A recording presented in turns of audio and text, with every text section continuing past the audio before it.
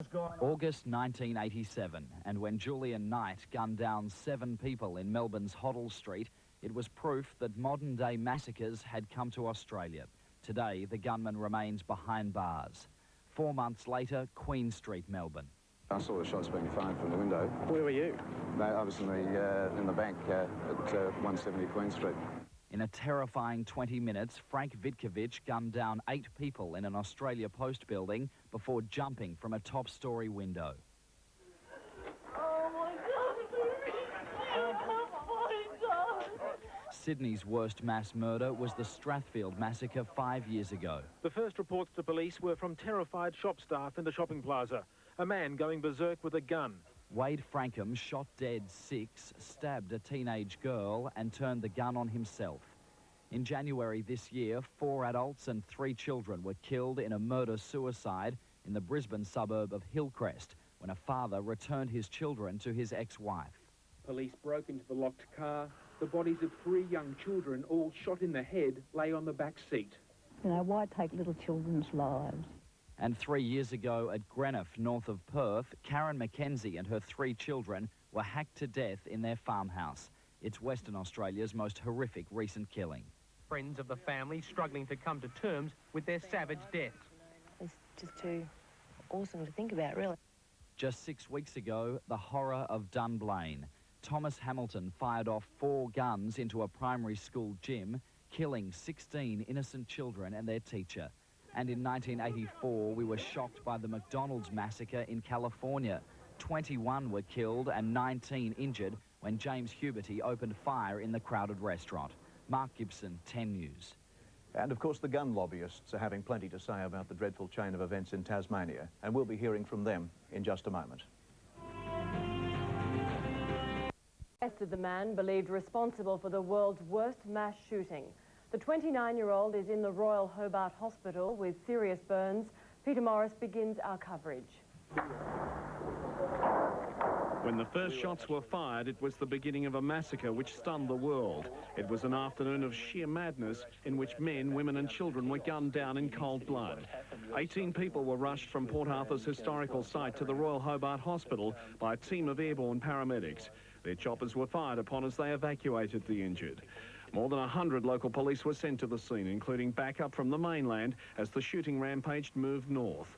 An act such as this, what words do you use to describe it? It's horrendous, catastrophic. It's just beyond even thinking about, particularly anywhere, not let alone Tasmania. The 29-year-old gunman, a local with a psychiatric history, opened fire on a crowded cafe at Port Arthur around 1:30 yesterday afternoon. In just minutes, he killed 20 people.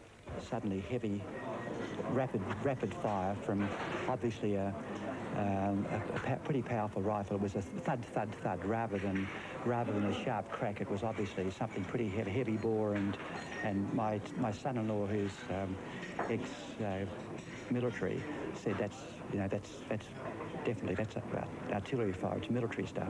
Then a woman and her 2 daughters, aged 6 and 3, gunned down as they walked through the parkland. The 3-year-old was shot dead as she ran from her attacker. There's bodies everywhere, basically. It's a very traumatic scene. 4 people were in the vehicle that's now at the fire scene. And, of course, they're all deceased as well. It's now 9 hours after the first shots were fired, and members of the police special operations group are negotiating with the gunman. He's said to be armed with a high-powered rifle, has access to large amounts of ammunition, and is holed up in a cottage with at least 3 hostages. As demands were being made for a chopper, the phone line went dead. Communications with the gunman non-existent for the rest of the night. Police say they ducked bursts of gunfire from the cottage on at least a dozen occasions. As daylight emerged, negotiators were still trying to contact the armed man and his 3 hostages when the Seascape unit burst into flames, prompting an immediate response from paramedics. Once handcuffed, the man was rushed from the scene under police guard to the Royal Hobart Hospital, where tonight he's being treated for serious burns to his back and legs. Peter Morris, 10 News. Tasmanians are reeling at the horror of what happened in Port Arthur. People in the township are undergoing grief counselling as the enormity of the tragedy sinks in. And with the alleged killer in hospital tonight, there's concern for the security of staff and other patients. John Hill reports again. Police threw a heavy security cordon around the Royal Hobart Hospital as the man accused of committing the murders arrived in an ambulance. Police said his clothing had been on fire as he came running out of the blazing guest house, and he suffered severe burns to his back. Police put out the flames and took the man into custody. He's been identified as Martin Bryant, a 29-year-old man with a history of mental illness. There has been some suggestion that at an earlier time he was diagnosed as a schizophrenic. That's a matter that probably will become clearer as this matter's progressed. Bryant was placed under heavy police guard at the hospital and treated for burns before undergoing a psychiatric examination. He is being assessed by the medical teams at the moment, and it appears will be with us for a while. There's concern among hospital staff that the man could pose a security threat, but officials say police will maintain a heavy guard on the man while he's there. Detectives are still gathering evidence at the crime scene, but they're sure of one thing: the gunman will face multiple murder charges. The gunman lived in this large but unkept house in the Hobart suburb of Newtown. It's understood he owns the property. Neighbours say he was very quiet and kept to himself. When I arrive here in the morning time, he's usually standing outside and walking up and down, and he's looking across the road, and I have spoken to him time after time, just said to him good morning, and he just looks at me vaguely and then says, oh, g'day, or hello, and continues on. What sort of fellow was he? Very quiet sort of person. He didn't want to have much conversation with me at all. Tasmania, like Australia and the world, has been stunned at the extent of the carnage here. Anger at what this man has allegedly done is already evident. I reckon, hang the bastard. It shocked me up. I went from Sydney and it shocked me up. Unbelievable. Detail about the victims is emerging slowly. Winemaker Jason Winter died in front of his wife and baby son. The gunman walked into the restaurant and Jason was away from them at that stage and walking back towards them, but apparently was shot. Fortunately, his wife and child and her father were spared. While locals try to come to terms with this tragedy, already there are questions being asked about the adequacy of gun laws in Tasmania. John Hill, 10 News. Police have yet to release the names of the victims, but have confirmed the death toll at 33. 12 of the massacre victims are from Victoria, 9 from Tasmania, 3 of those killed are from New South Wales and 1 South Australian. 3 more are understood to be Asians, while the nationality of the remaining 5 victims is still unknown. Police have set up a hotline number for people anxious to find out about relatives or friends who may have been in the area. That number is 002 302 677. Repeating, 002 302 677. Prime Minister John Howard will visit Tasmania on Wednesday to convey the sympathy of the nation to relatives and friends of the...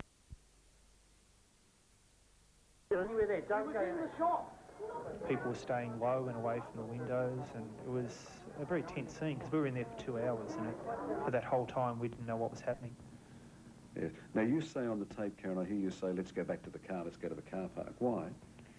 Oh, because I just didn't really like the thought of being trapped in a tiny little building, and I didn't know how many of these people there were around, and I just felt that it would have been safer just to try and get out of there. Get in the car and go. Yep, just flee. They've let us out, they still haven't caught this character. No. When we were let out of the cottage and we were walking back down towards the kiosk, which we were directed to go, everyone was still quite jovial. We were a little bit tense because we knew that this person hadn't been captured, but we didn't know for a fact that anyone had been shot. And when we got down to the kiosk, there were 3 coaches out the front of the kiosk, and one of them had a lot of the side windows shattered from gunfire, and there were 3 bodies lying next to the coach, and that's when all of a sudden it sunk in. And so what were you told by those who'd seen the gunman? A lady that Karen was speaking to was relating a story where she was having dinner on the balcony of the kiosk. There were tables and chairs outside, and he sat down opposite her and had lunch and had some idle chit-chat, and when he finished his meal, he just stood up, had a tennis bag with him and walked inside and opened fire. And Karen, you mentioned to me a strange feeling of guilt. Yeah, it's strange, but you feel a bit guilty that, you're okay and other people aren't. It's not really, it doesn't really seem fair. Like, why should I feel guilty? I didn't actually do anything wrong, but you just do. I guess you feel so sorry for the people that aren't okay, that you just feel guilty that you are. Just numb. You know, I didn't feel so much shock yesterday afternoon, but last night, you know, had a very restless night, virtually had no sleep, and then this morning, for no reason, I started getting teary-eyed just thinking about, you know, the smallest threads that we hang to life on. It's just, it's too much to comprehend, really. Yes. And the baby, did you go to the hospital last night, Karen? Yes, I waited until about 11:30 till the crowd of injured people would be dealt with, and then just had a check-up, and everything was fine, luckily. Well, thank you, and good luck with the baby. It's the luck of life, isn't it? This massacre begs the question, who could do such a thing? Well, in the Royal Hobart Hospital tonight, a 28-year-old man is under police guard. He's suffering minor burns. No charges have been laid, and it's expected that he'll be in hospital for some time yet. We also know that he doesn't hold a gun licence. Liam Bartlett tracked down one of the man's neighbours in the small hamlet of Copping, which is just up the road from here at Port Arthur. Oh, he's a fellow with a split personality. He'd tell you one thing 1 minute and it could be opposite in a couple of minutes' time. When I first met him, we had a bit of an altercation and he followed me home and then he threatened he'd shoot me. Up until recently, Martin Bryant used to live in this little farm cottage on 75 acres of land. He's now in police custody, but the locals around here say that's not surprising. You see, in a strange twist, almost 5 years ago, Martin Bryant was reported to police for threatening to shoot 3 people, including a small child. Incredibly, the police did nothing. You would have thought they would have checked it up, but a lot of things are swept under the carpet, I think. Were you surprised to hear about his involvement in this? No, not really. Every now and then he'd come out and he'd fire a heap of shots off in a succession, like fairly fast, and then that'd be it, probably for a couple of weeks, and then he'd do it again. What, just around here? Just around here, yeah. Automatic weapon? Well, it sounded pretty, well, I wouldn't say it was a fully automatic. It did worry us a bit, fair bit actually. And even my mother, she, after Dad died, she used to lock the door on dark every night. She wouldn't even go outside because she was frightened of him. Did he have many friends? Well, he didn't seem to have any. Like when he was here, there was only him and Miss Harvey till she got killed, and well, the only other ones he'd see was probably his mum and dad or the old fellow that used to live in the other house along here. But otherwise, you wouldn't see anybody else there much. I don't think he wanted anyone around much, actually. Why do you think he went down to Port Arthur? Any ideas? Well, his parents had a shack down there. He spent a lot of time down Port Arthur in his younger days, I think. It's just he had a funny mannerism with him all the time. He's very strange. Joining us now from our link in Hobart is Tasmania's Deputy Police Commissioner Richard McCready. Commissioner McCready, thanks for your time. Now, did this man, when you got in this afternoon, this morning rather, this man, did he come out and surrender, or did he flee the fire? Probably a little bit of both. My understanding is that some clothing was on fire. He came out and made an effort to relieve himself of that clothing, and at that time he was taken into custody. Did you expect him to come out firing? Well, I can't really comment on that. I've got no idea what his thought process was at that time. We were prepared for any eventuality, but the reality is that he didn't come out firing. He came out in a distressed condition because of the fire, and he was taken into custody. Can you tell us any more about him? I mean, have we accepted that he was mentally deranged? I can't make any comments at all about his background or his personality. My answers will, by necessity, be restrictive because I anticipate that some proceedings will probably eventuate out of this, and I can't, in conscience, put those proceedings at risk in any way at all. So I'm not prepared to talk about his background or his personality or, in fact, do anything that might identify him to the public. No, I understand that. Can you confirm that, in fact, he didn't have a criminal record? There's no record that you have with police? I'm not prepared to make any comment about his background. I'm sorry. OK. And weapons? Can you tell us whether you've got one or more weapons? During the evening, we became aware that there are a number of weapons at the Seascape cottage, and one can anticipate that he perhaps had access to those. But once again, I'm not in a position to quote with any authority his access and how he might have utilised that. No, I understand that. I don't mean to put you in a difficult position at all. I'm just curious. Let me explain, Ray, for the listeners, I guess. I have taken advice from the DPP, and the last thing my department and I would want to do personally is put any proceedings at risk as a result of this. So I'm not being evasive. I'm simply seeing that proper practices are followed. No, I understand that. Now, the total now is 35 people who are dead. Have you now closed the book, or do you expect there might be more around here that you haven't discovered? Well, my understanding is 34 confirmations, with 2 bodies having been found in the burnt-out house. There are, of course, or there is still a possibility that there may be others. We're hopeful that there won't be, but 34 at this stage is the official count, in my understanding. And you expect to open Port Arthur tomorrow? Well, that's a matter for the authorities down there. We've secured 2 scenes because we haven't finished the site examination and so forth. It's so critical to any future proceedings, but we would want to get Port Arthur back to some state of normality as quickly as possible. All right, we thank you very much indeed for a difficult time, Commissioner. Thanks for your time. Thank you. We'll take a break now. We'll come back with more in just one moment.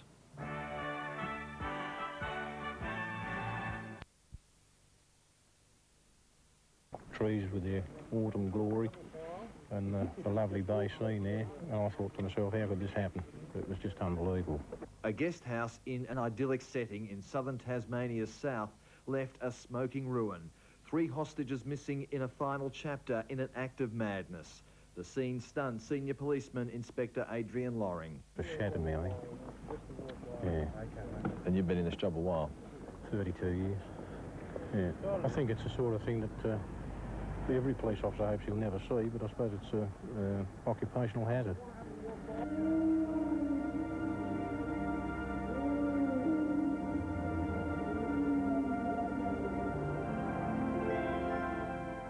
The house was the first stop in a horror tour conducted by the Tasmanian Police this afternoon. In an extraordinary move, police took 2 busloads of the nation's media through the areas at Port Arthur where so many died so senselessly. Blankets and blood of the victims marked the spots where they fell only 24 hours earlier. Now, what I'd like to do is encourage you, if you would, to leave the coverings on the ground and to avoid them and move over towards the toll gate on this side of the Witches' Hats. They didn't stand a chance. This was the toll booth at the entrance to Port Arthur, where 4 men were shot down in a burst of automatic gunfire. The tour leader was Superintendent Jack Johnson. You can see where on the ground they were all found to be lying. Now we'll move from here, from this site. The next site we go to will be where the mother and the 2 young children were killed.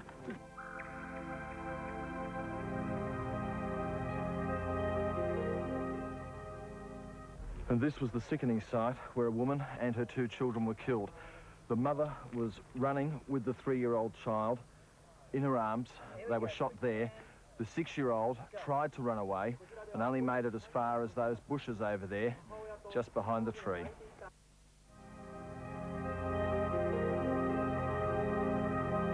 Tough cops said, away from the cameras, that the killing of the mother and her children was the most heartbreaking aspect of the massacre. Part owner of a restaurant at Port Arthur, Jim Laycock, witnessed some of the slaughter. All last night there were people who were that close to him, 2 metres away, and he turned back and shot somebody else, and they just went for their lives. Then the restaurant where the massacre started. 20 died here. We couldn't go any closer because their bodies are still inside. I think carnage is the simple way to describe it. It's probably the only single word that I know that would describe what was experienced in there. There were some still at tables, appearing as though they were still eating their meal. And right outside the restaurant, 4 people sitting in a bus became the next victims.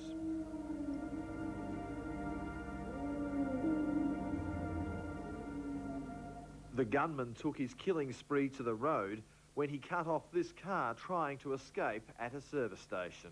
And just went and just killed the woman. It was a tour the media will never forget. Stunned locals shake their heads and wonder why. You see it in other places and you think it's never going to happen here, but it has. Mark O'Brien reporting there. We'll come back with the final word in just a moment.